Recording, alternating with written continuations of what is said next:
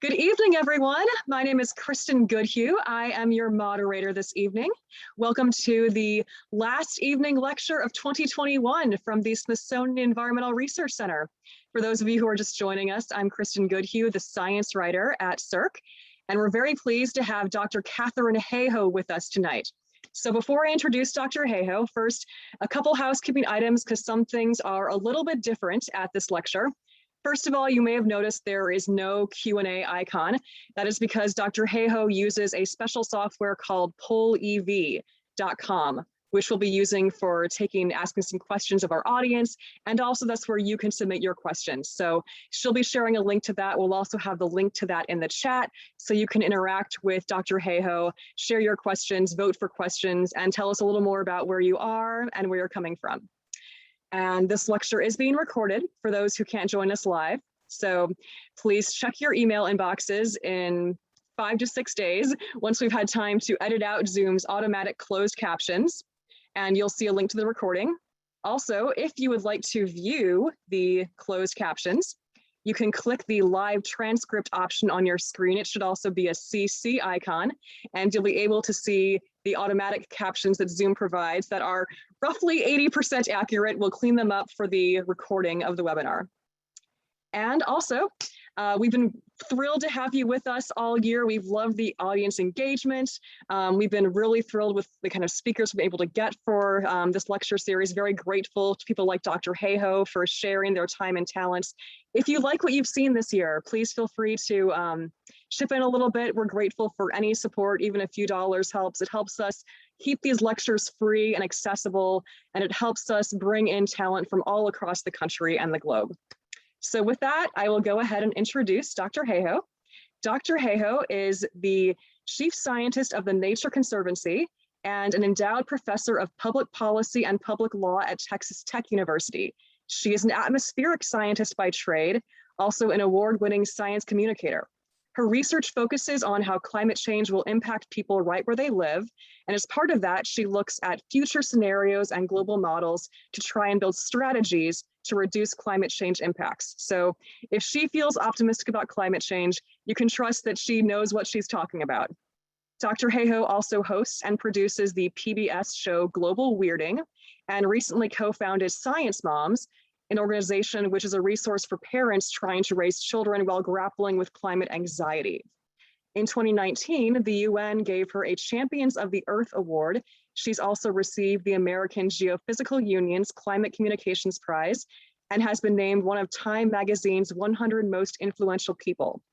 Dr. Hayhoe's latest book, which just came out in September, is called Saving Us, A Climate Scientist's Case for Hope and Healing in a Divided World. And with that, I am going to mute myself and let Dr. Hayhoe take it away. Thank you so much. It is such a pleasure to be with you here today. So I'm going to be talking about how we go from global change to local action. And then you're going to be joining the conversation too, because there's going to be a chance for you to post your questions. And at the end, we are going to be taking those questions. How do you do that? We're going to be doing it using a link that's put in the chat. And let me share my screen with you, and you can see how to do this. So if you go on your phone or your computer or your iPad or anything that you have, go to pollev.com/Katharine. You can also go to pollev.com and enter Katharine, but you have to make sure that you spell it correctly with 2 A's, not 1. If you have a problem with that, you'll have to take it up with my parents. They're the ones who picked the 2 A's. So once you go there, you're going to see the first question pop up for you. The first question is for you. After that, you can ask me questions.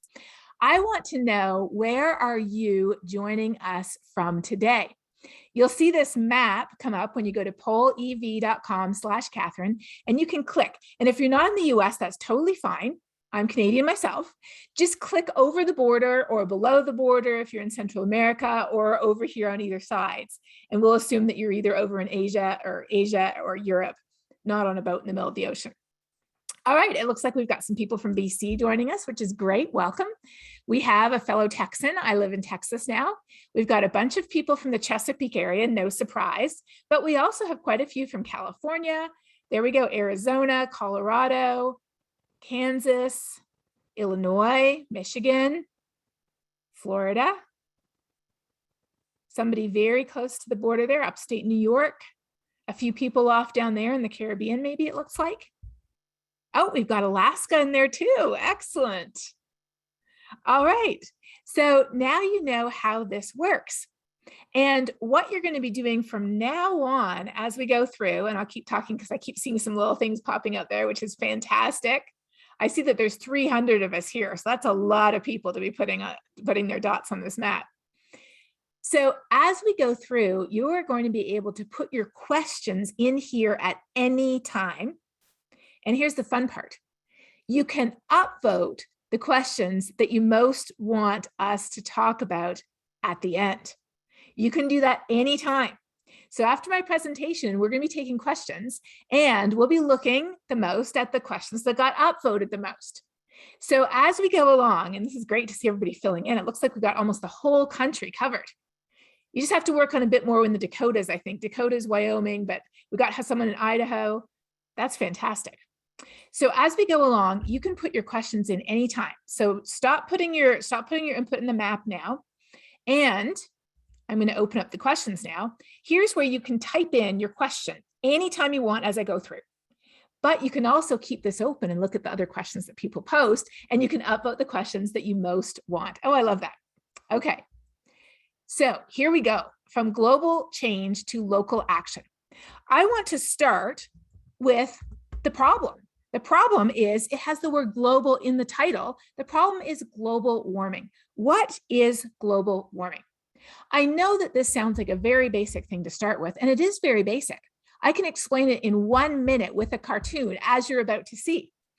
But often we sort of skip over the what it is to what to do about it.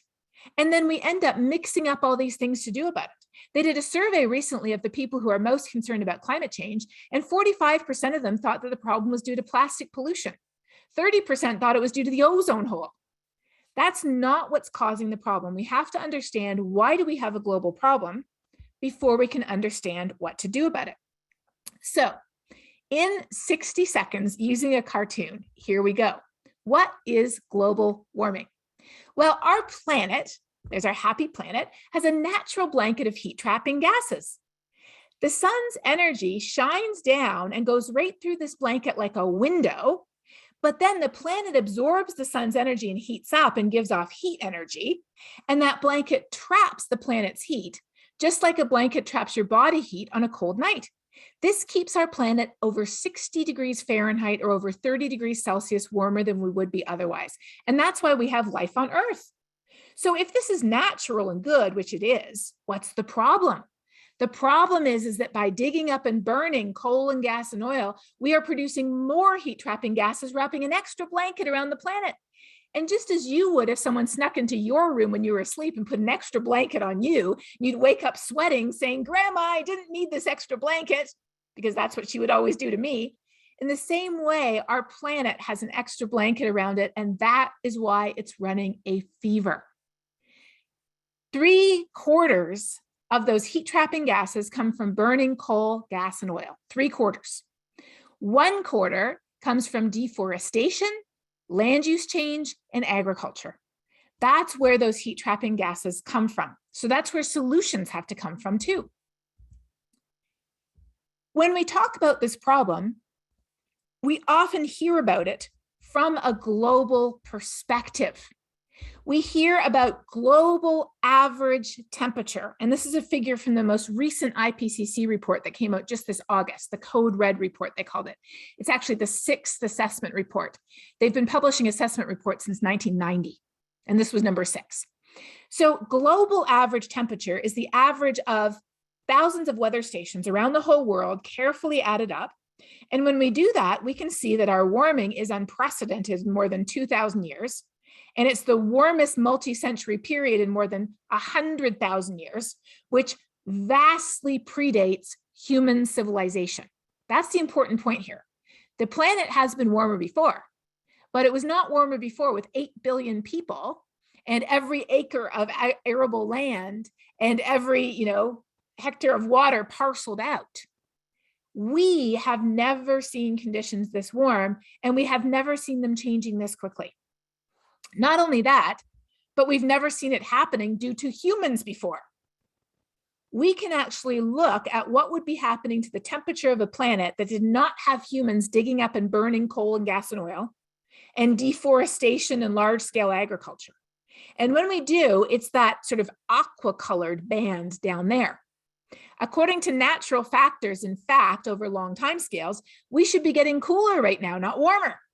But instead, we are warming faster and faster, and we are the ones who are responsible for that. What else do we often see used at the global scale to talk about this problem? Well, when we look to the future, our global temperature scenarios are, depending on how much carbon we produce, more carbon, medium amounts of carbon, less carbon, more temperature change, medium amounts, less temperature change. They're expressed in terms of global average temperature. Sea level rise is often expressed in terms of global average sea level rise. And of course, it's plenty alarming. 8 feet is a very alarming number. But what does that mean for the places where we live? What does that mean for Chesapeake versus San Francisco versus Juneau, right? We hear about how oceans are warming, and now it gets even more impenetrable because this is given in exajoules. I don't know about you, but exajoules is not a unit that I identify with very readily. If you asked me to give you the equivalent of exajoules, I would have to be employing Hiroshima bombs worth of energy for equivalence. And those aren't things that we use in our everyday lives. So you can see where I'm going with this. A lot of the measures that we scientists use to talk about and communicate this issue are very abstract and sometimes even difficult to understand. They talk about the global scale using numbers and values and measures that we as humans don't relate to or identify with very closely. Even sea ice, at least this one we can see with our eyeballs, right? So if you look up top here, 1984, this is what minimal sea ice looked like in September in 1984. And the shading is how old the ice was. So you can see the total coverage and you can see how old it is. Go down to the bottom, 2016, you can see that the average amount has shrunk massively and the ice is a lot younger. When we look at the total area in September, which is when it's at its minimum, we can see that it has decreased since the beginning of the satellite era from 3 million square miles. And thank goodness we know what million square miles are, right? Well, maybe we know what square miles are, right? But at least it's an indicator that we understand. From 3 million square miles, it's decreased to below 2 million square miles already, just since the beginning of the satellite era. But because this is the way we often talk about global warming, global average temperature, Arctic sea ice, global sea level, and then when people write stories about it in the newspaper or magazines or news articles or interviews on television, you know what the pictures are that they show? They've actually studied what images people disproportionately show when they talk about climate change. It's typically Arctic sea ice, Greenland, Antarctica, and what? I'll give you a clue. It's large, it's furry, and yes, it is a polar bear. These are the images that are often used to talk about this issue. Well, what's the problem? The problem is that these images increase our sense of psychological distance from the issue. What is psychological distance? Psychological distance is something that all we humans suffer from. We all suffer from this.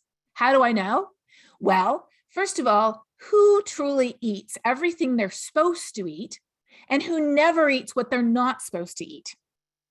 I don't want to see any show of hands because I'm not sure I would believe you.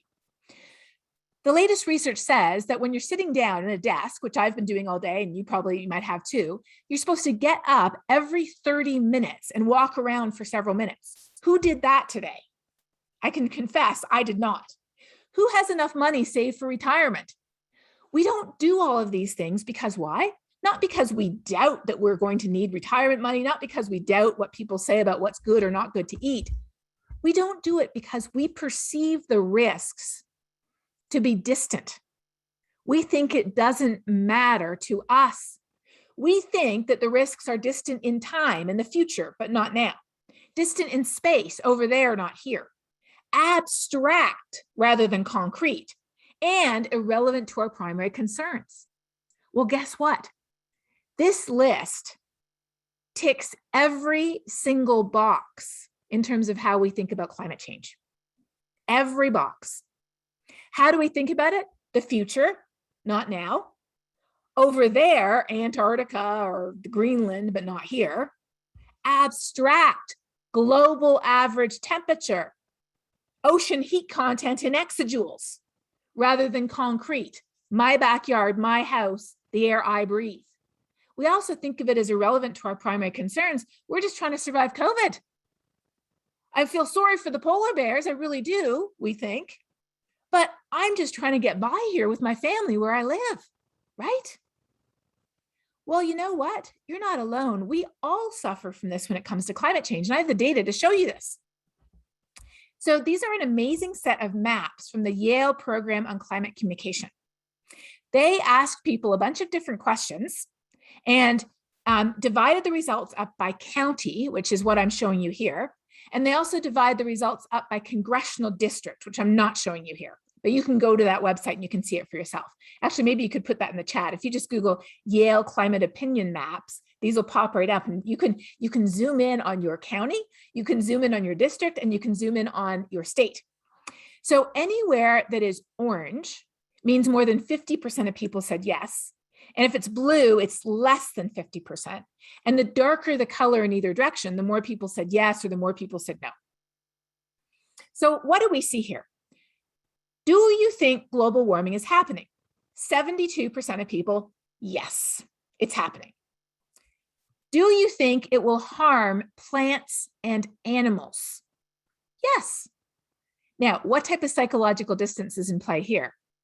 Non-human species, that's psychological distance in terms of relevance. Do you think it will harm future generations? Yes. What's going on here? That's psychological distance in time. So the future non-human species, do you think it will harm people in developing countries? Yes. That's distant in space, people over there, not here, right? And then they actually got more specific. Do you think it will harm people in the United States? Well, you can see we're getting lighter colored here, right? We're down to 61%. You're seeing some blue counties, but it's still, other people. And then they ask this question: do you think it will harm you? Look at that. All of a sudden, the whole country goes blue. Do you think it will harm you? Everybody says no. What is this? This is psychological distance. We think it's a global problem and we don't understand how it affects us locally. So if this is the problem, how do we fix it? We fix it by directly tackling each one of those areas of psychological distance and turning them into psychological proximity. Now, psychological distance is an official term, but I have to admit I made up psychological proximity. But you get what I mean, right? Instead of being far away, we want it to be close. That's proximate. So what do? We have to talk about how it's not the future, it's now. We have to talk about how it's not over there, it's here. We have to talk about how it's not abstract global average temperature, it's right here. Disappearing islands in Chesapeake Bay, wildfire smoke in California, stronger hurricanes in Texas. And we have to talk about how it's relevant to me. My life, my home, my health, my kids, the places where I love, the people I love, the things I love, those are the things that are being affected by climate change today. So how do we do this? Well, remember when I talked about global, right? I went through global temperature, I went through global sea level rise, went through global ocean heat content, global ice in the Arctic. I'm going to make all of those things local now. How do we make them local? Instead of talking about global average temperature, talk about what is happening where we live. And it does not matter where you live. You could live in Europe. You could live in Phoenix. You could live in California. You could live in British Columbia. You could live in Texas. You could live in Maryland, in Delaware, in the Chesapeake Bay area. Wherever you live, we are seeing extreme heat waves getting more frequent and more likely as a result of climate change. We are seeing the human connection. It isn't just about, oh, this is what the thermometer is saying. Look at these headlines. Deadly heat. Extreme heat is already the leading weather-related cause of what? Of human death. So we're not only talking about it's here and it's now, we're talking about how it's relevant to us, right? British Columbia sees a 195% increase in sudden deaths during the heat wave that we experienced this past summer. Black, Latino, and Indigenous communities are hit hardest by heat waves. Health and economic and neighborhood equity all come into play. Now we're not, again, it's not just here, it's not just now, we're talking about it in ways that are concrete and in ways that are relevant wherever we live. All right, what was the next one? Do you remember? Sea level rise. Oh, I almost forgot, sorry. Before we go on to talk about sea level rise, we have to talk about wildfires, because why are wildfires burning more area? They are burning more area because hotter, drier conditions are drying out our soil and our vegetation. Here's how climate change comes into play. It's not generally in the United States through igniting more fires, because most fires in the Western United States are the result of accidental human ignition, accidentally letting off gender reveal fireworks, or accidentally having a power line spark, or accidentally leaving something plugged in the shed that shorts out and burns down the shed and starts a wildfire. Those are all real reasons why fires have started. So where does climate change come in? Well, imagine that you accidentally drop a match, so to speak, or a lightning strikes, a pile of green, wet wood. What happens? Not much.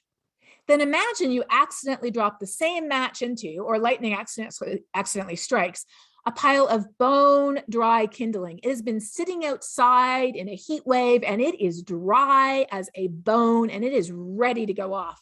You drop that match and it just goes off like a bonfire. That's the difference between climate change and not climate change. We are seeing when fires start, they're burning much greater area, as we remember from these vivid pictures. And it's primarily driven by heat. This is a really stunning map that they're probably gonna update at the end of this year. It shows the 20 largest California wildfires since records began in 1932. Look at this, only 3 of those wildfires happened before 2000. And then the blue was all the wildfires that happened from 2000 to 2019. And then the red was 2020 alone. And we know that we've already broken the record for the largest area burned this year. In fact, 1 in every 6 acres in California has burned in the last 10 years. And that is only California.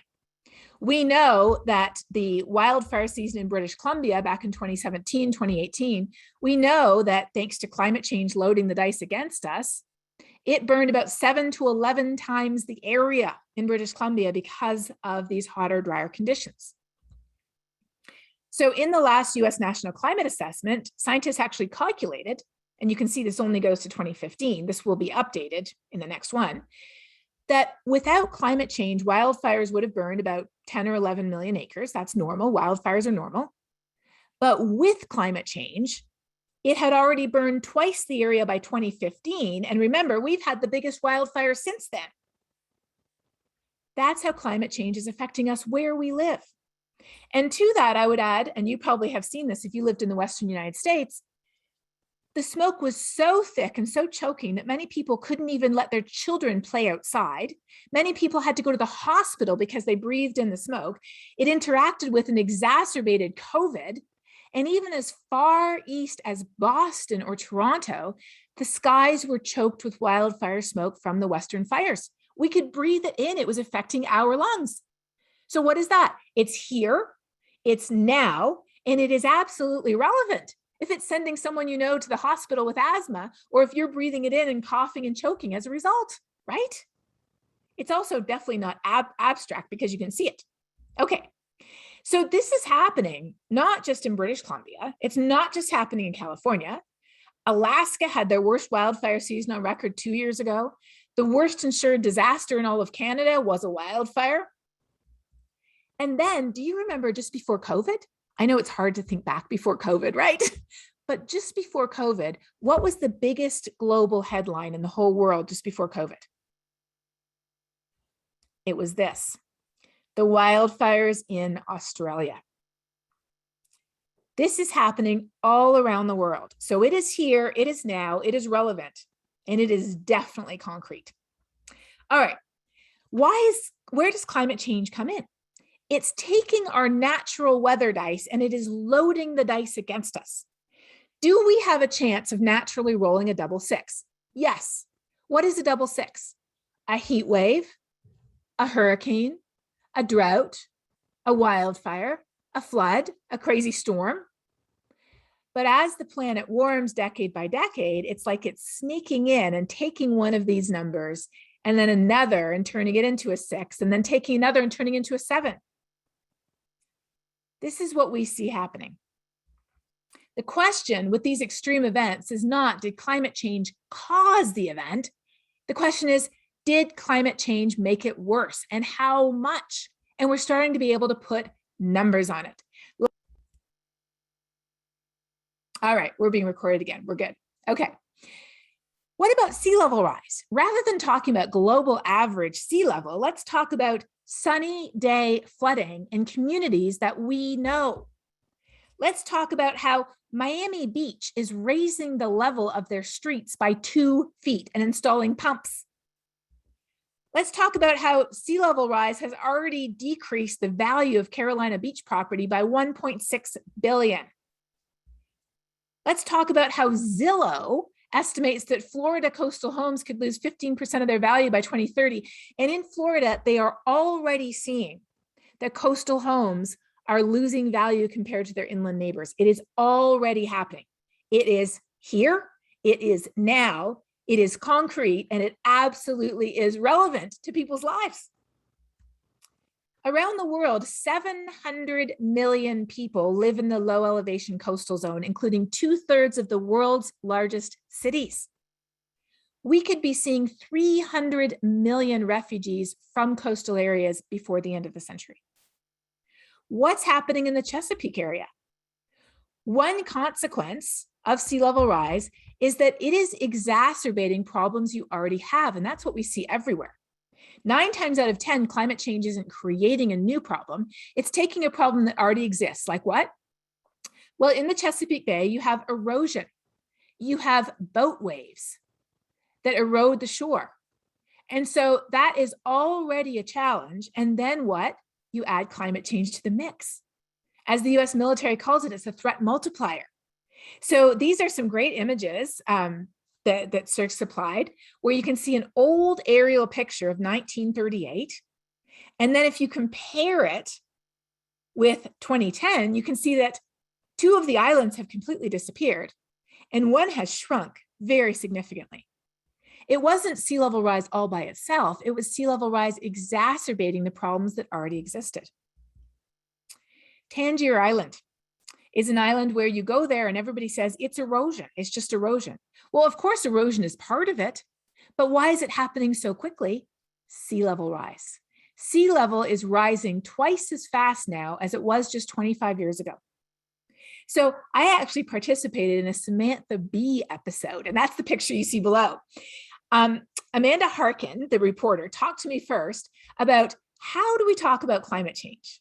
And I said, well, start with what you have in common with somebody rather than something you disagree with them on. Don't argue about the science. Talk about something that's near and dear to their heart and connect the dots to positive, constructive solutions.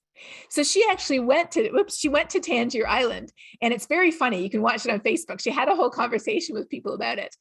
And she sort of gave it, I mean, it's a comedy show, but she gave it a try to see how she could have these conversations, because climate change is here.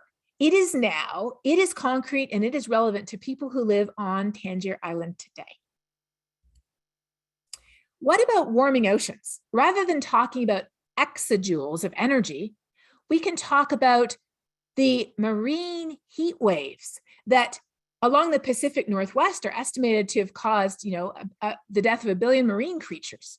We can talk about how they're affecting coral reefs, leading to coral bleaching. We can talk about how toxic algae are increasing, not just because of the warming. They come from all the fertilizers and nutrients that are flowing into the ocean, but the warmer the ocean, the quicker it turns it into toxic algae, right? It's a threat multiplier. We can talk about what's happening right in the Chesapeake Bay, how bullheaded shark babies are moving northward as the oceans warm. We're seeing all kinds of changes and shifts in marine life moving poleward as the ocean temperatures get warmer, and it affects the shellfish industry, it affects lobsters, it affects all kinds of fishing industries, as well as just the ecosystems of our coasts. But warmer waters also do something else. You know what else they do? They power stronger hurricanes. Hurricanes, as we call them here, or typhoons or cyclones, as they call them in other parts of the world, are a very unique form of tropical storm that are powered by warm ocean water. They're literally plugged into the ocean. And that's why when you see a hurricane go over land, you see that it typically loses power pretty quickly. It might still be dragging a lot of rain with it, but it typically powers down pretty quickly because it's unplugged from its power source. Well, what happens as the ocean warms? And actually, you know how I talked about how global warming is caused by this blanket of heat trapping gases we're wrapping around the planet? Did you know that 90% of the heat being trapped by that blanket is going into the ocean? So when we use thermometers to measure how our air temperature is increasing, that's not even 10% of extra heat. 90% is going into the ocean, where it is powering storms that intensify faster. So we are not seeing more frequent hurricanes or tropical storms. Some years we have more, some years we have less. But when they form, they are ratcheting up from a tropical storm to a category 1, 2, 3, 4, or even 5 a lot faster. What else? They're also getting a lot stronger and they're getting slower. And you know what? They're keeping their power over land for longer because they have more energy associated with them. And we're even able to start to put some specific numbers on specific hurricanes. So Hurricane Harvey hit Houston in 2017. It was devastating. In some places, they received over 50 inches of rain. I think finally a couple of weather stations even got almost 60 inches of rain. 60 inches of rain. And the economic damages were just stunning. Direct flooding damages, and then also a lot of toxic waste in the water that polluted a lot of the water and a lot of homes, all kinds of health impacts, all kinds of economic impacts. How did climate change make Hurricane Harvey worse? We can put some numbers on it. So first of all, we know that the precipitation was more intense. Warmer air holds more water vapor. So there's more water vapor for that powerful storm to sweep up and dump on us today than there would have been 50 or 100 years ago. And we can actually put a number on it, at least 15% more intense. This work was done by Geert Jan van Oldenburg, who was an attribution scientist. Attribution is where you put numbers on how much worse climate change made something. He just passed away this past week from cancer. And he was fighting till the end. He was just named to the Time 100 Most Influential People in the World list just 3 weeks ago. And I know that he was able to see that. He was an amazing man, and he dedicated his life to looking at this, to studying this, because he knew that people needed to understand that climate change was here, and that it was now, and that it was relevant, and that it was concrete. And he might not be there to see the ultimate solutions to climate change, but people he loved would be there.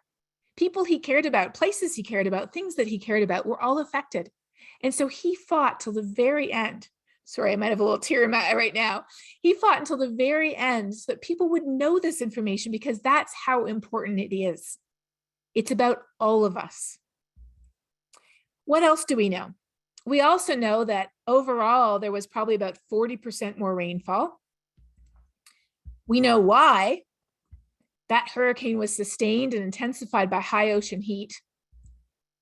And we even know, and this is crazy, that the economic damages were increased by 75%. Why? Because the first 20 inches of rain you might be prepared for. Even the first 30 you might have a plan for. But every inch you go over what you're ready for, the economic damages skyrocket. So it isn't every 10 inches that produce the same amount of damages. From 50 to 60 produces a lot more than from 40 to 50. From 40 to 50 produces a lot more than from 30 to 40. You get the picture. That's why the economic damages are so much higher. Then I talked about the warming Arctic, right? And melting sea ice. Well, I'm not a polar bear. I don't live in the Arctic. I'm not one of the First Nations or Indigenous peoples who live in that rapidly changing environment either. I live in Texas, but you know what? I was also affected, not as much as them. Climate change throws into jeopardy their entire livelihood, and in some places, the actual ground under their feet. But what happens in the Arctic does not stay in the Arctic, and we are affected by it too. So I don't know if you remember, but back in February, there was this killer winter storm in Texas, where there were record cold temperatures, ice and snow, and massive power outages. Why? Because they didn't insulate the natural gas lines. The majority of the outages were due to natural gas, a little bit was due to nuclear, and 13% was due to frozen wind turbines, because they didn't insulate the wind turbines either. They use wind turbines in Scandinavia and Antarctica all the time, but they just didn't insulate them in Texas. So have we had cold temperatures in Texas before? Yes. In fact, there was a huge ice storm 10 years ago, which afterwards everybody said, oh, we really need to do something about it. And then of course they wrote some reports and they put the reports on the shelf, and along came the new ice storm. So you might say, well, this just happens every once in a while. True. What does climate change have to do with it? Well, it turns out that scientists have crunched the numbers. And as you can see from the date on this picture, it took from February to September to do this, because we're very careful with what we do. But scientists crunched the numbers and they found that because the Arctic is warming twice as fast as the rest of the world, because as all that shiny white ice melts and exposes the dark ocean, it's absorbing more of the sun's energy. As the Arctic warms, it's causing the polar vortex to stretch. And when the polar vortex stretches out, it tends to make the jet stream start to wiggle, which means it's like opening the freezer door and letting all of that cold air pour all the way out down to Texas. So although these events have absolutely happened before, a warmer Arctic is increasing the risk even in a warmer world. Because you know what happened after this killer cold? We snapped right back up to 75 degrees, right back up 2 weeks later. But some people still didn't have power. And of course, those were typically the lower income neighborhoods where people couldn't afford a generator or insulation. So when I wrote my book, I didn't call it Saving the Planet. I called it Saving Us. Why? Because it is not about saving the planet. The planet will be orbiting the sun long after we are gone. The planet has been colder and warmer before in the past, but it hasn't been warmer or colder before with us on it. It really is about us. We cannot orbit around in outer space without the resources that this planet provides. So when we talk about climate change, when we talk about local action, we have to understand the impacts are local too. All right, now let's talk about action. And don't forget, you can be putting questions in the chat, or sorry, not the chat. You can be putting questions in pollev.com anytime, and you can be upvoting the questions anytime. Because we have about, we have about 15 more minutes here, and then we're going to be getting to your questions. So put your questions in there, upvote the ones you want, and we will get to those next. But now I want to talk about action. So first of all, our first problem is we see climate change as distant, far away, but it isn't. It's here and now. But we see action as distant too. Oh, I'm sorry, before I go on there. Well, how directly does climate change affect us? It literally affects the water that we drink. It affects the air that we breathe. It affects the food that we eat. It affects the buildings and roads and systems that we use. Climate change affects everything that we need in our lives, our health, the economy, our security, the safety of our homes even, as well as national security, our food and our water. And that means to care about climate change, we don't have to be anyone other than who we already are, which is a human being living on planet Earth. And I've said this a few times, and what was really cool was one day I was on Instagram and I saw that somebody had gone and written it on the t-shirt and they took a picture of it. And I said, can I share that? And they said, sure. To care about climate change, we don't have to be any type of certain person or part of the political spectrum. All we have to be is a human being living on this planet. And that is a huge part of what we have to understand. To care, we only have to be a human being. But now let's talk about action. Action is often couched in global terms as well, right? Global average temperature, global average sea level rise, global average heat content, global average action.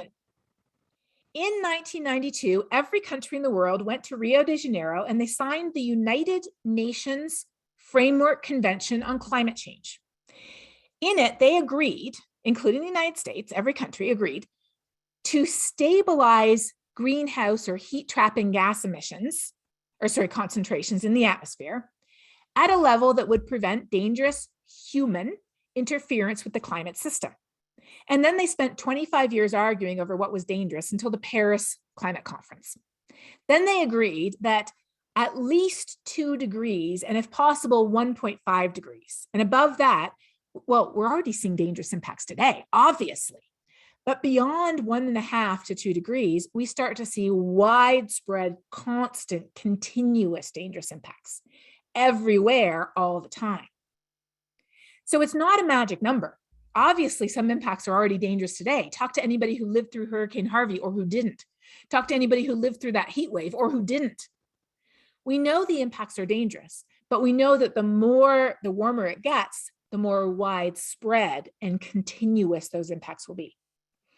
So the big Glasgow climate conference coming up in 2 weeks is the 26th conference of parties to the United Nations Framework Convention on Climate Change. All the countries show up and they say, here's what we are bringing to the table. Here's what we are promising to meet those goals. So how are we doing? How are we doing 30 years later? Yes, it's 30 years, right? Almost 2022. How are we doing 30 years later? Here's where we are at. This is something called the Climate Action Tracker. And it is a thermometer that shows that we want to be at least 2 degrees, if not 1.5 degrees Celsius, by the way. That is Celsius because most of the world uses Celsius. 2 degrees Celsius is 3.5 degrees Fahrenheit. 1.5 degrees is about 2.5. So we want to be in the yellow to green zone. But our current policies will only take us to 2.9, and our pledges and targets will take us to 2.4. That's where we're at. So when we look at this, we think, okay, so here's all the presidents in the world, all the prime ministers in the world. They're all going to Glasgow to talk about what countries can do. Global action. What can I do? How can I move the needle? I'm not a president or a prime minister or a CEO. I'm not either. I'm with you on that. Oops. And then we say, okay, well, we could talk about what my country's doing. And it's interesting when you look at what countries are sufficient and which countries are not. Look at the green and the yellow. Those are the ones that are compatible with the targets. And we have India on that list, compatible with the targets. We have Morocco, we have the Gambia. Then we have some insufficient, we have some highly insufficient, and we have some critically insufficient. And we're hoping the United States will be moving into the yellow in a couple of weeks.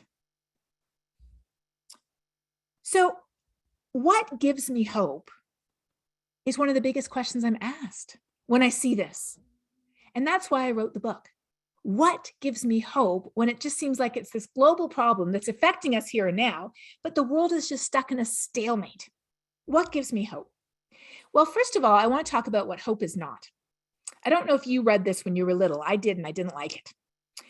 Pollyanna is a girl who sort of practices positive wishful thinking. If I just wish it to be true and hope it to be true, everything will work out.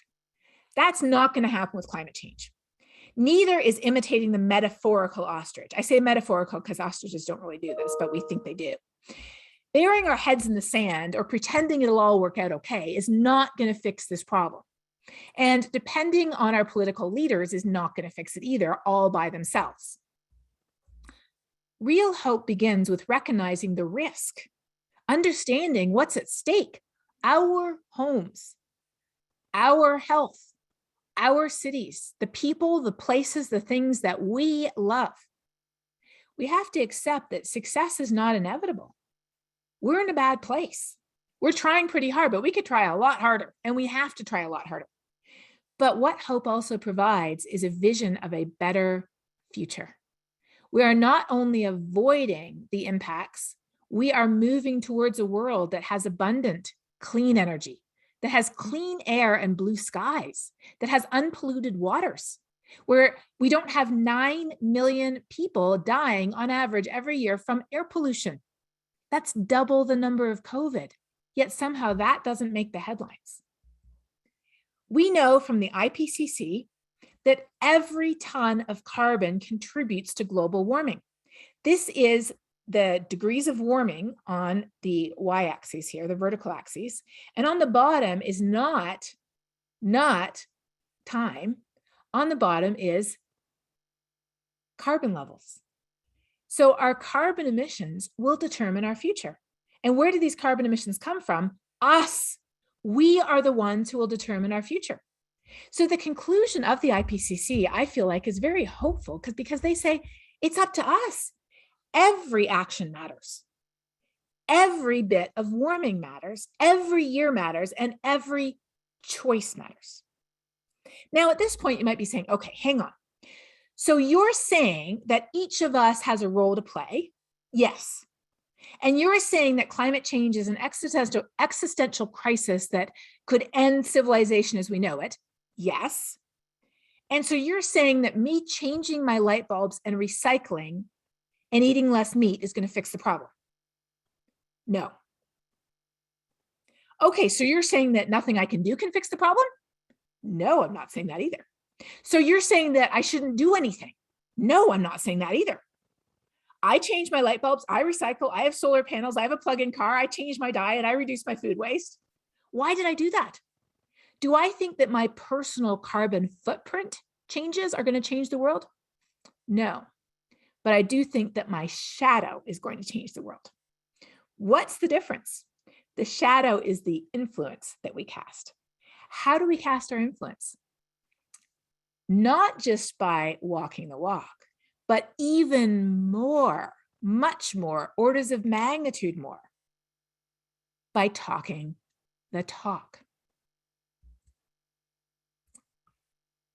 I love this quote. You may be familiar with All We Can Save. It's a book that's a compendium of women's voices on climate change.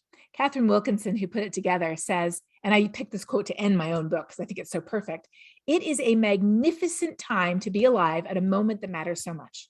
We truly can make a difference. But the biggest problem we have is that we don't think we can make a difference. We have no sense of efficacy. We don't think that if we do anything that we can make a difference. We feel like the boulder of climate action is sitting at the very bottom of an incredibly steep hill with only a few hands trying to push it up, and it's not moving. But what's really happening is that boulder is already rolling down the hill and it already has millions of hands on it. I couldn't find a free picture that had millions of hands, so you have to imagine the millions of hands. It is rolling down the hill in the right direction with millions of hands on it. It just needs more hands. And if you add your hand, and if we add our hand, it will go faster.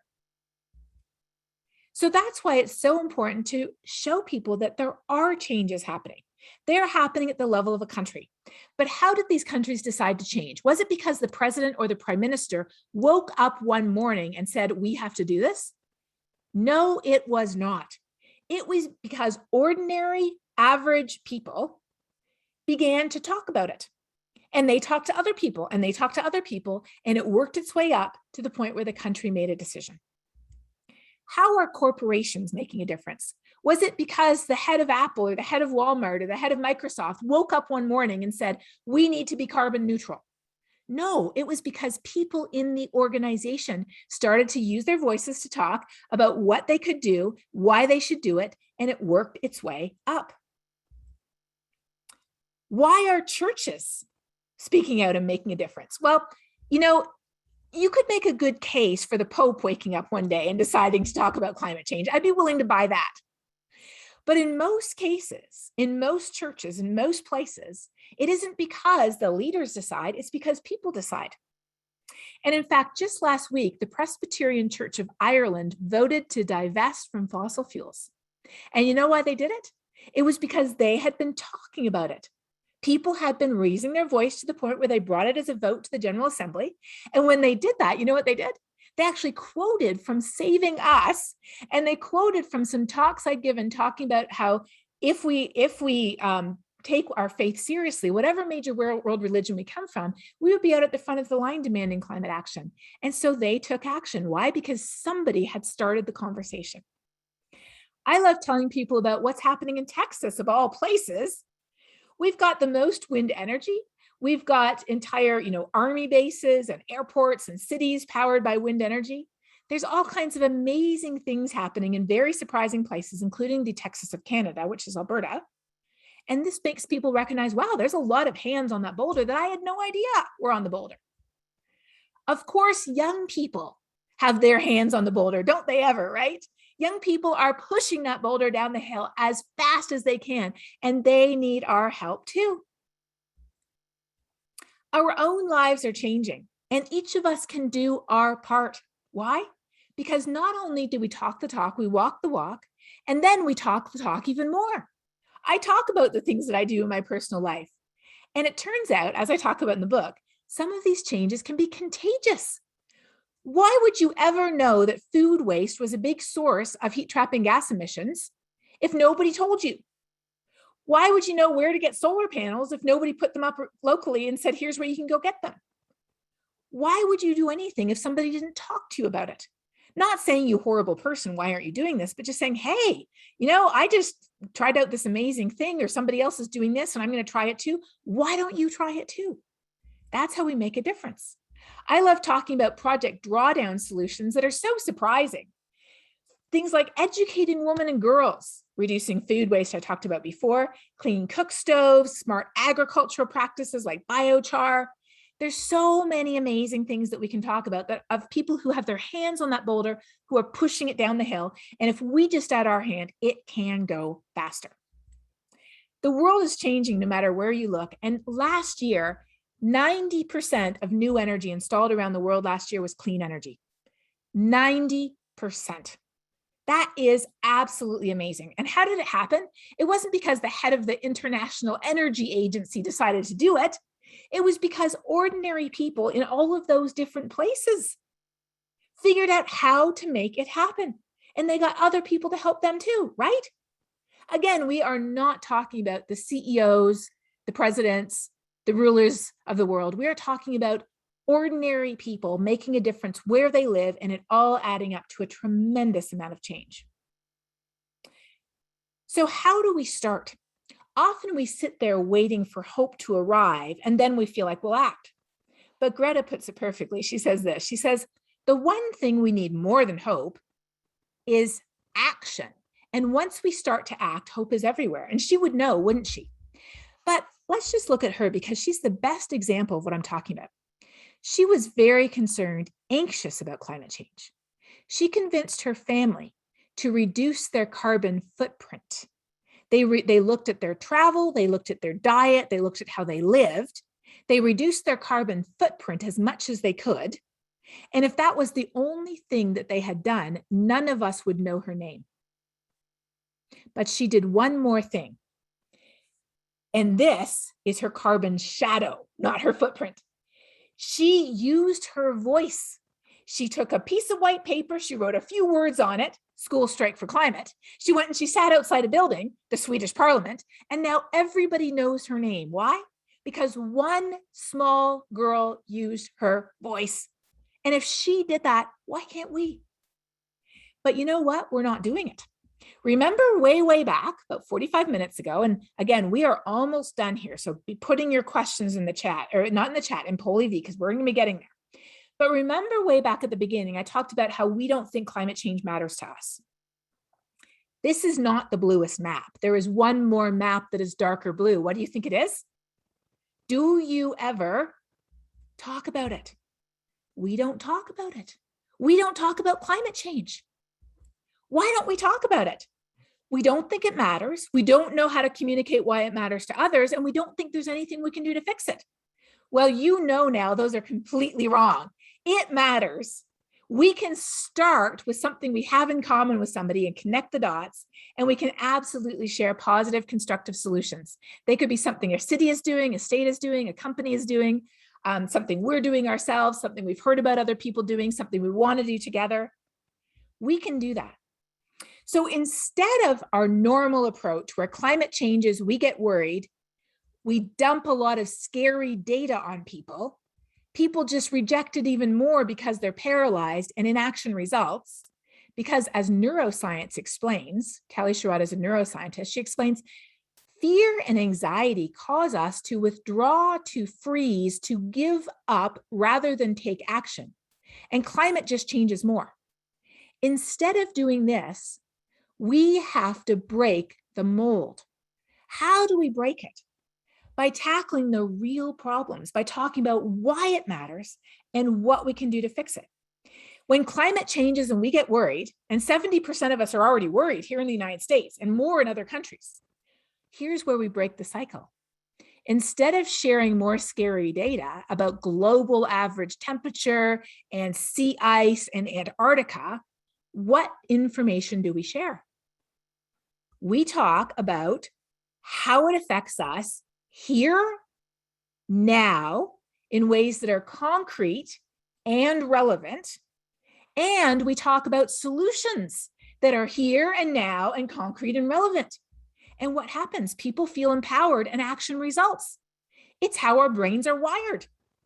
As Callie Sherrod continues, she says, the human brain is built to associate forward action with a reward, not avoiding harm.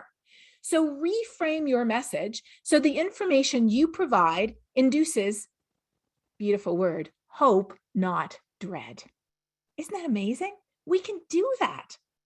We can do that, and that is how we make a difference. Explain why it matters and positive ways that we can work together to fix it. Now you might be saying, this sounds great, but how do you know this works? After I finished writing the book, not before, unfortunately, but after, I'm going to have to write a second edition, I guess, and update it.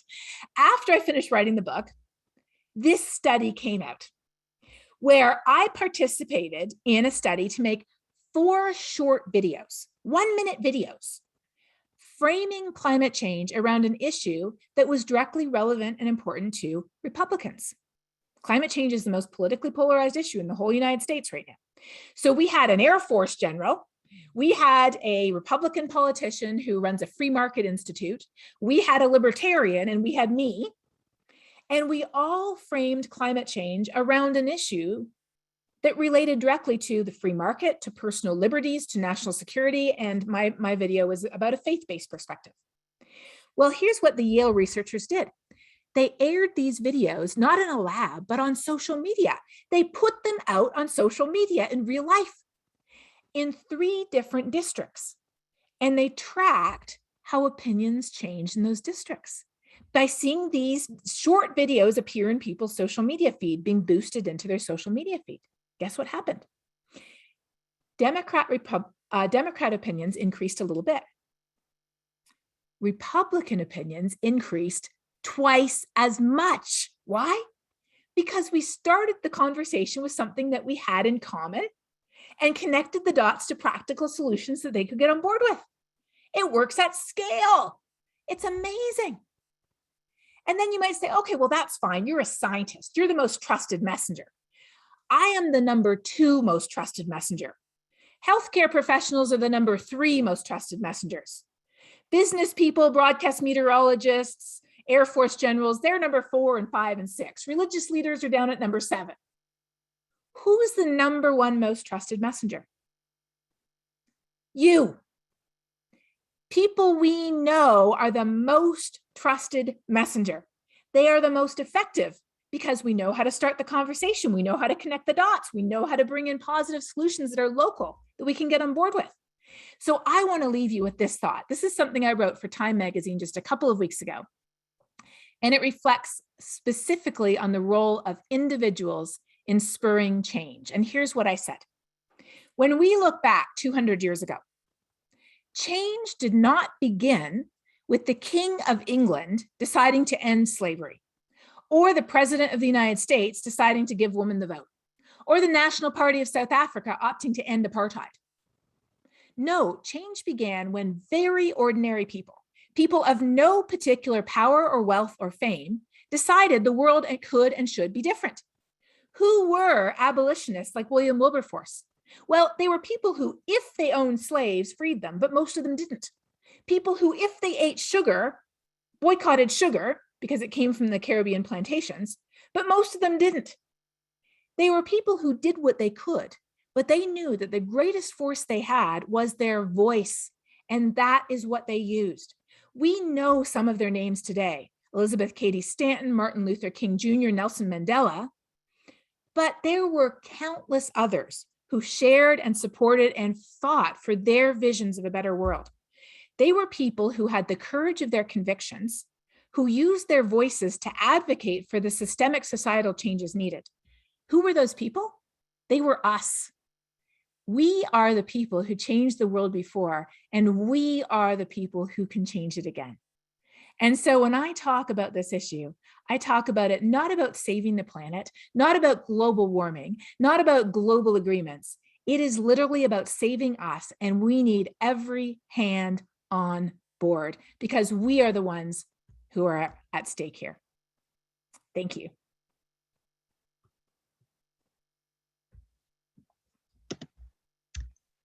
Thank you, Dr. Hayhoe. And I am going to switch the view for the attendees in the audience so they can see both of us.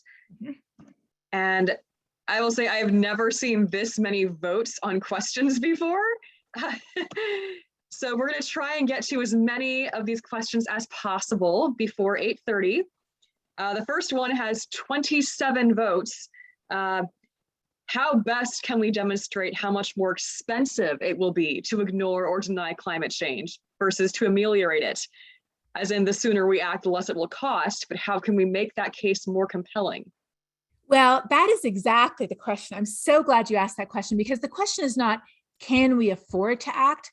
The question is, how can we not afford to act? That is the question. I said earlier that we humans cannot float around in outer space without the resources this planet provides. Well, this may be news to some, but our economy cannot float around in outer space without the resources this planet provides. There will be no economy if we don't fix climate change. And so when you try to say, well, how much is it going to cost? The question is, how much will it cost if we don't? And the answer to that is everything.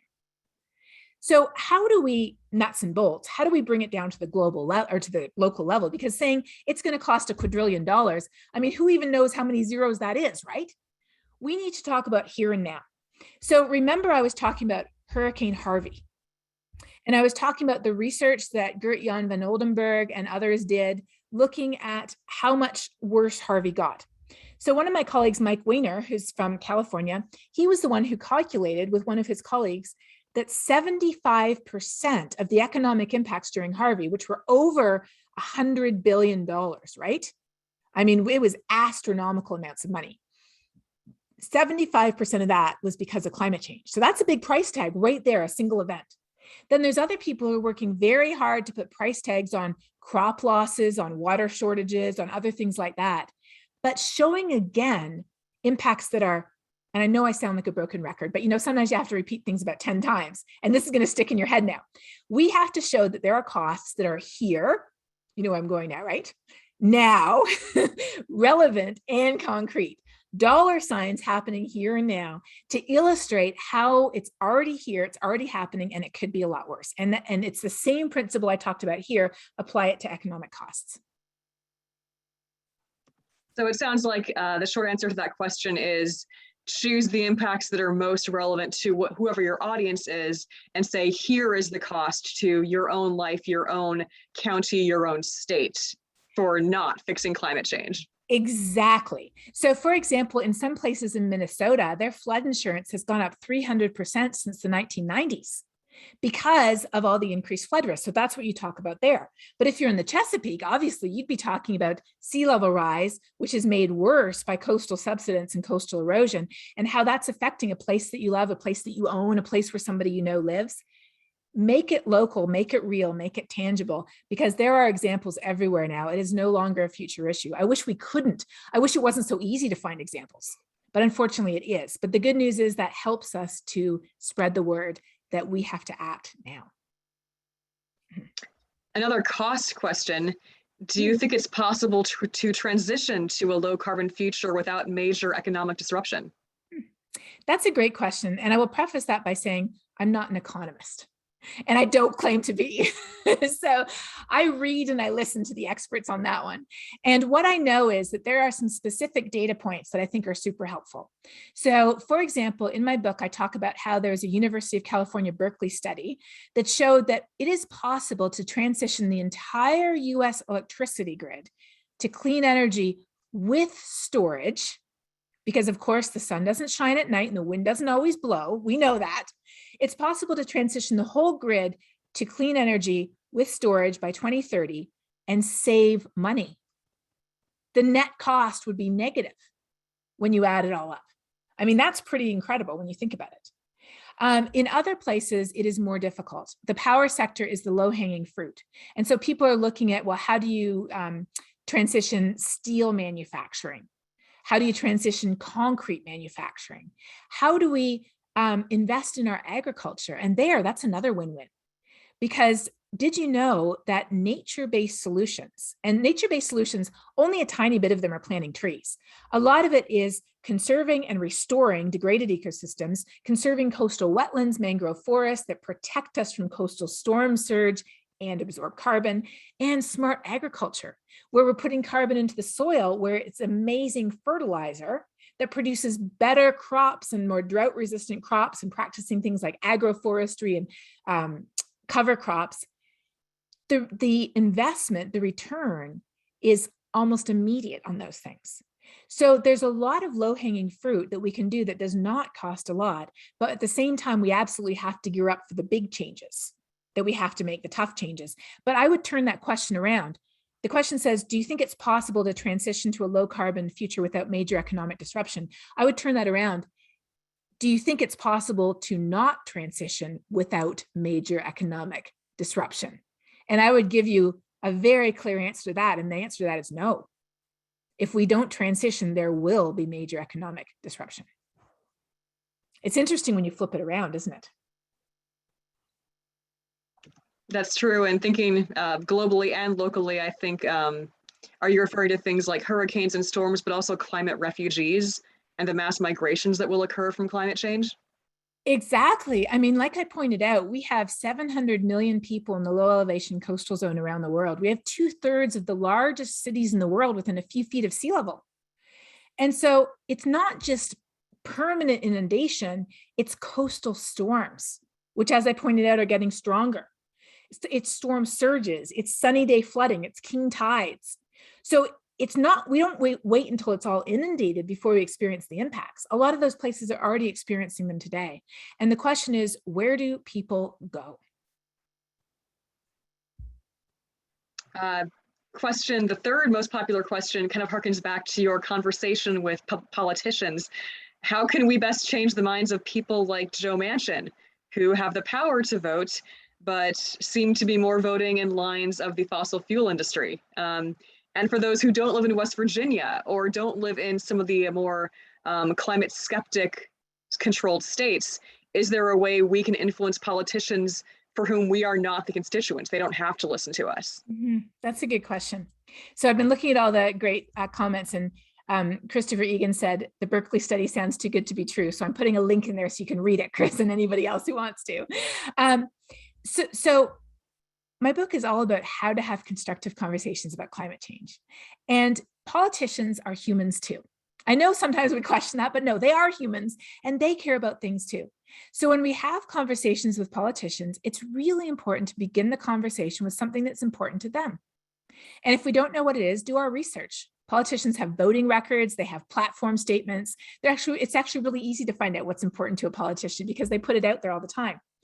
Now, of course, proximity is really important. And so that's why it really does make a difference if you're in their district or not. So one of my favorite organizations that I serve as a science advisor to is Citizens Climate Lobby. Citizens Climate Lobby has a chapter everywhere across the whole United States and Canada, and actually almost every other inhabited continent around the world. And they're all about having positive, constructive, respectful discussions with politicians across the whole political spectrum that begin with what you have in common, and begin by thanking them for what they've done, because most politicians have done something good for their constituents, and it's because they really do care. But then connecting the dots to how climate change is affecting your area, not over there, but here, and then talking about positive, constructive solutions, like putting a price on carbon, that when those revenues are used, could be used, for example, for a just transition for coal mining communities in West Virginia.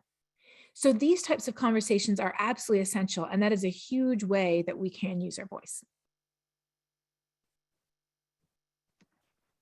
Moving on to question number 4. I'm trying to make sure I digest this question properly. How can local climate solutions get more support from government agencies? And the examples given were things like improving active transport options like bike paths or safe walking and cycling lanes. Mm-hmm. So cities are often so powerful because they can act a lot quicker and with more power in their immediate area than the state or federal government. So a lot of the good news that I see happening is happening in cities, like right here in Texas. I didn't even mention the city of Dallas has a climate action plan. The city of Houston has a climate action plan. Of course, the city of Austin has a climate action plan. They usually lead. The city of San Antonio has one too. All kinds of cities all around the whole world are doing really amazing things, and they have the power to do that. So let me give you a very concrete example. Back almost 12 years ago, more than that, I was working with the city of Chicago and their climate action plan. And one of the things that they were very concerned about, and this relates to the next question, what's the first step in talking with the city? So my first step with Chicago was to ask them, what concerns do you have? What impacts have you experienced? What have been your biggest problems over the last 5, 10, 15 years? Well, everybody in the city was very quick to say, we had 2 devastating heat waves in the 1990s, absolutely devastating, hundreds of deaths within city limits. I mean, huge impact on people. So I looked at how frequently, this is what I do. I work with cities and counties and regions to look at the difference that our choices make. I looked at what would happen if we continue to burn fossil fuels the way we've been doing the last 20 years versus what would happen if we transitioned to clean energy like we're talking about today. And what that meant specifically for the 1995 heat wave that was the really bad one in Chicago. And what I found was that if the world does nothing, we would be seeing one of those heat waves 3 times a year. 3 times a year, you'd be seeing this record-breaking deadly heat wave. But if we transition to clean energy, we would be seeing one of those heat waves about every 10 years. And the city would be able to prepare through cooling centers. And this is the really cool part, through reducing their urban heat island effect. Because cities are a lot warmer than the surrounding rural area because they're made up of a lot of materials that kind of soak up all the heat. So when you go into a city, it's usually a few degrees warmer than the surrounding countryside. And this was actually discovered by a British doctor in the 1830s. He lived out in the country and he would drive in for his practice in his horse and buggy, of course, back in into London. And he would notice it was warmer in London, it was cooler outside.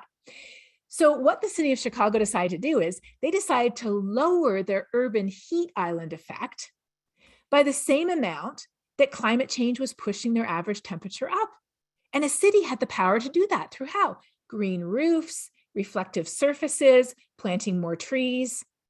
And you know what? Those types of solutions can even address some of the terrible problems of equity that we have in cities.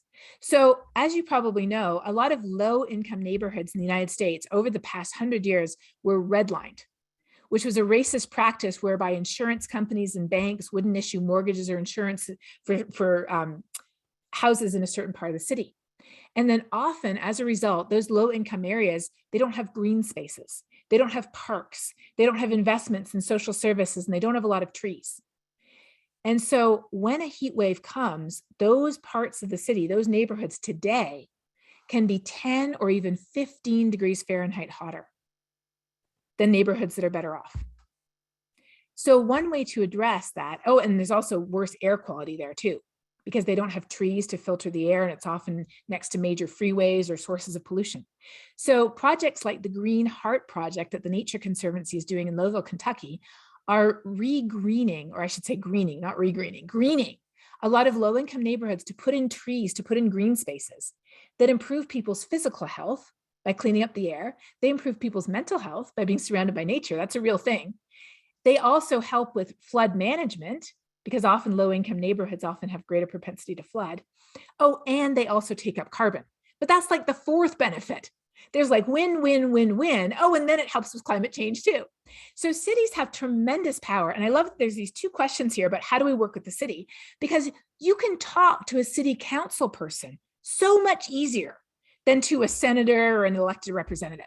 Cities can act much more quickly, and cities are often much less partisan about this issue. If you live in a place that's flooding, it's flooding. It doesn't knock on your door and say, excuse me, who did you vote for in the last presidential election? Oh, I won't flood your house. I'll just flood the one beside it because you're the one who believes in global warming. That's not the way it works. And people in cities know that. And so it's really amazing, because when we zoom into the local scale, first of all, we can depolarize the issue, and we can often come up with constructive solutions that really work at the city level to help real people. So awesome questions. Thank you so much.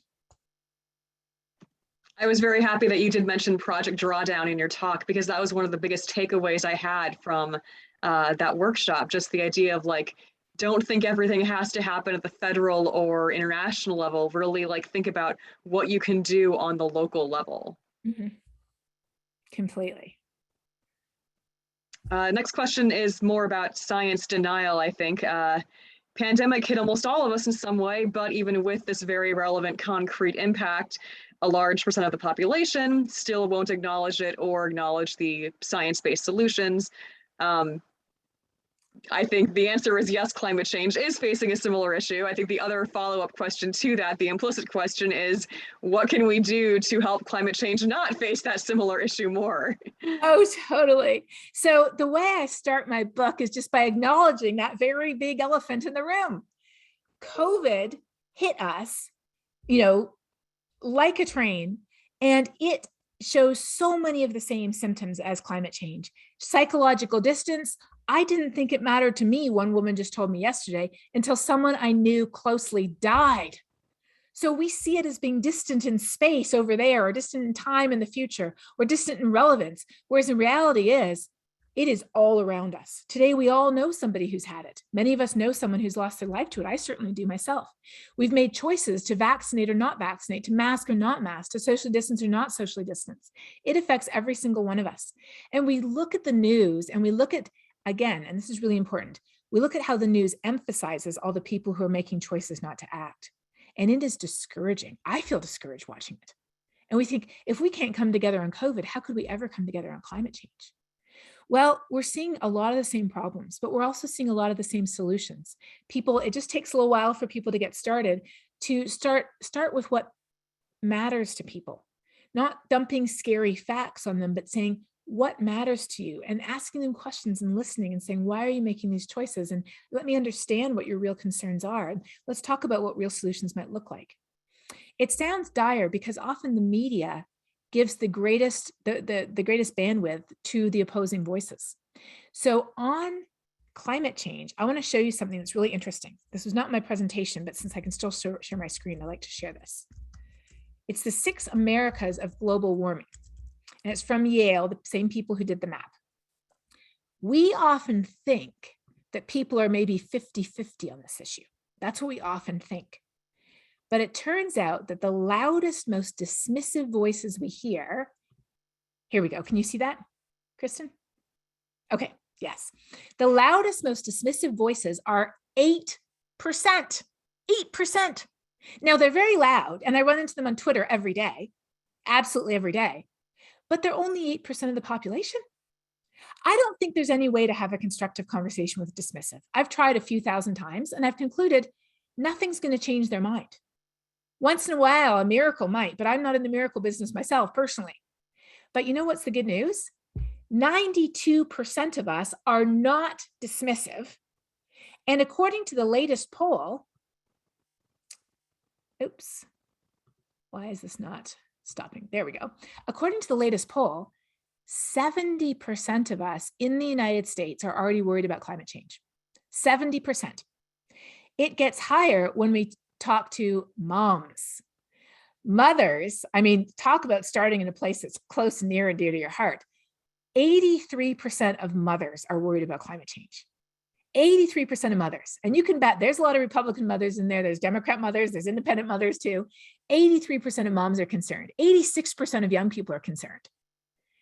Most of us are concerned. And so that's why I actually started an organization that you asked me to mention that I totally forgot to mention in my presentation. So I'll mention it now because I would love people to know about it. I helped to start an organization called Science Moms. Let me put the link in the chat here for anyone who's interested, and let me share so you know what it looks like here. Science Moms is an organization that I started with about 10 or 11 of my colleagues. You can see some of us here. Melissa, Emily, Joellen, Ruth, Tracy, Claudia, Irina, Rosamar, Kathy, and Erica. We are all moms, and we have a grandmom with us too, Kathy. And we started this organization to give moms a way to help. They can sign up to send messages to our elected officials. You can go here and you can find resources of books and videos that you can watch, that you can show your kids as to why it matters. Oh, they've actually added my book. I didn't even know that. They've got books for moms and dads, of course, and aunties and uncles and godparents and grandparents. They've got books for people who work with kids. They've got books for kids. We've got amazing short videos, and I defy you to watch these videos without a Kleenex. There is really no way to watch these videos without a Kleenex. And what does all of this do? It begins with what? With something we have in common. We love our kids. It connects the dots to how climate change affects them.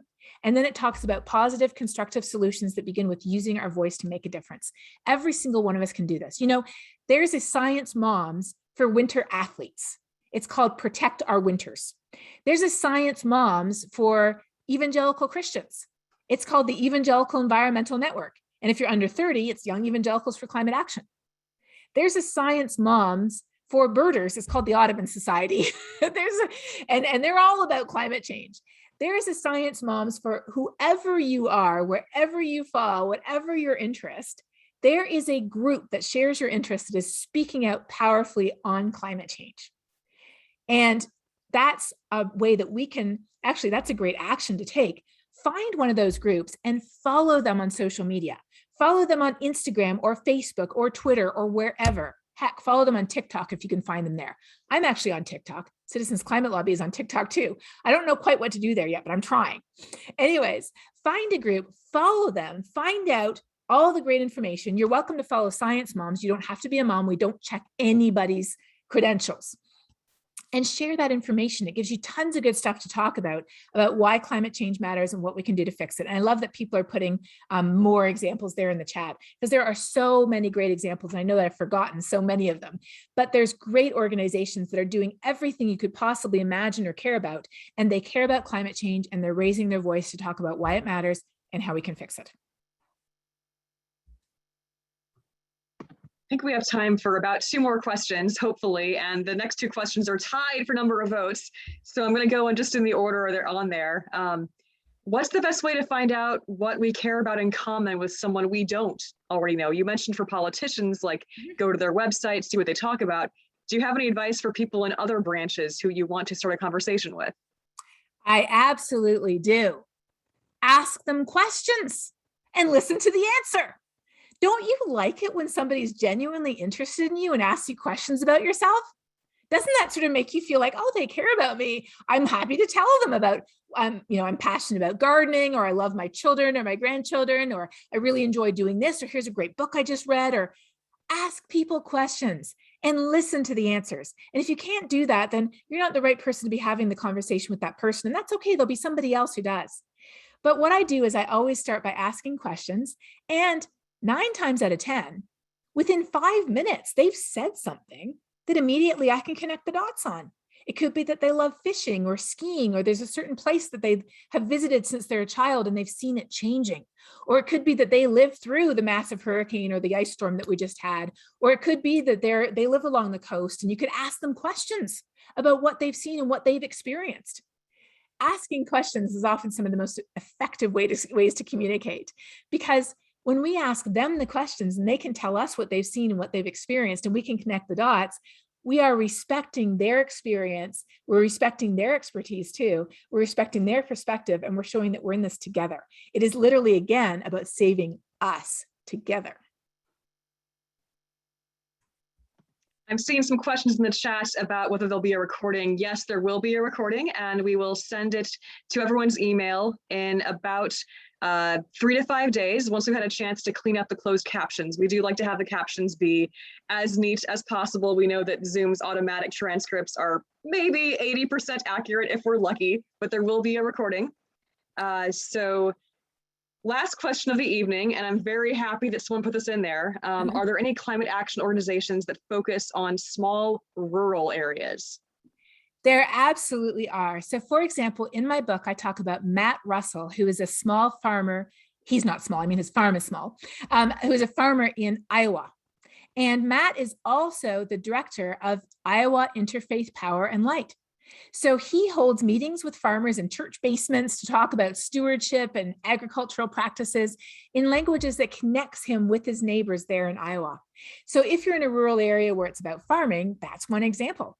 If you're in an area where, Citizens Climate Lobby obviously probably has a chapter where you are, but there's also a lot of local chapters that specifically focus on, if you're in Maine, if you're in Delaware, if you're in the Chesapeake Bay area, there are organizations that are specifically regionally focused on your area. It is very rare to be somewhere now where there isn't an organization. I mean, even, in Utah, there's LDS organizations. In Florida, there's all kinds of organizations for moms and kids and people of Hispanic descent or Latinos or people who just live in in a certain area and care about certain things. No matter where we are, no matter where we live, these organizations are popping up. And I wish I had like a huge list of them, but I don't. Somebody should just make a huge list, right? So you could just click anywhere in the country and the closest ones would just pop up to you. But they exist, and Google exists too. So go out and look for them, subscribe, follow them on social media, subscribe for their newsletter, do whatever you need to do to find out about them and figure out how you can help to use your voice, how you can help to take your hand and put your hand on that boulder, how you can encourage others to come along with you and put their hands on that boulder, because every hand we add makes that boulder go faster. All right, thank you so much, Katharine. It's been an honor to have you with us. And thank you to all of you for tuning in and for adding all of your comments in the chat and the Q&A. It was great just hearing everyone's perspectives. And I am looking forward to going over the chat more when I transcribe the recording. I will double check with the Smithsonian's privacy rules. I'm hoping we can share the chat this time because you guys have been really a thrill to read all of your ideas and your thoughts. That's been one of the best parts about having this be virtual, that we are hearing so many different perspectives and it is so much more interactive. So we thank you all for joining us this year. We hope you'll join us. We'll pick things back up in January 2022 with a whole new series of 10 speakers for you from January through October. So have a great holiday season, everyone. And Dr. Hayhoe, thank you again. Thank you so much for having me. And I would just encourage everybody, if you like what you heard, please check out my book. You can I'm going to put a link in the chat right here, just a second. You can get it on audio. I actually read it myself. You can get it as an ebook. You can get it as a print copy as well. So check out the book, share it with other people. And the book is just packed with stories. And I didn't even tell any of those stories tonight. It is packed with stories and information that you can share. If you don't know where to get started, the book will help you. It literally says, here's how you start. Here's what you can say. Here are pages of amazing stories and facts and anecdotes that you can share. And ultimately, when we get to the very end, it really is about hope. And I just want to repeat what my colleague, Katharine Wilkinson said. She said, isn't it a magnificent time to be alive? Because it matters so much. Thank you. Thank you, Katharine. Good night, everyone.